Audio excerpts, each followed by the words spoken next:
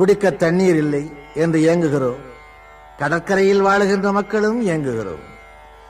கடல்லே நிறைய தண்ணீர் இருக்கிறது. கடல் நீரையே குடிநீராக்கி இருக்கலாம் அல்லவா? கடல் நீரே குடிநீராய் கடவுள் படைத்திருந்தால் அடிநீரை தேடி எந்த அரசாங்கம் செலவு செய்யும்? கடல்லே தண்ணீரும் இருக்க வேண்டும், அது குடிக்க முடியாமல் உப்பாகவும் இருக்க வேண்டும். மனிதன் அதை பார்த்து கொண்டே தண்ணீர் தண்ணீர் என்று ஏங்க வேண்டும். தண்ணீர் இருக்கும் இடத்தை தேட வேண்டும், பூமியை தோண்ட வேண்டும், தோண்டி அந்த தண்ணீரை எடுக்க வேண்டும்.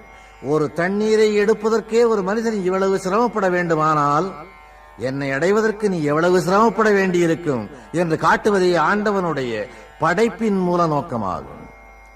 ஆண்டவனுடைய படைப்பின் ஒவ்வொரு ரகசியத்தையும் புரிந்து கொண்டவர்கள் யாரும் கிடையாது. இந்து மதத்தின் முழு விவரங்களையும் நான் சொல்ல ஆரம்பித்தால் இது போதாது என்பது மட்டுமல்ல, எனக்கு ஆயுள் போதாது.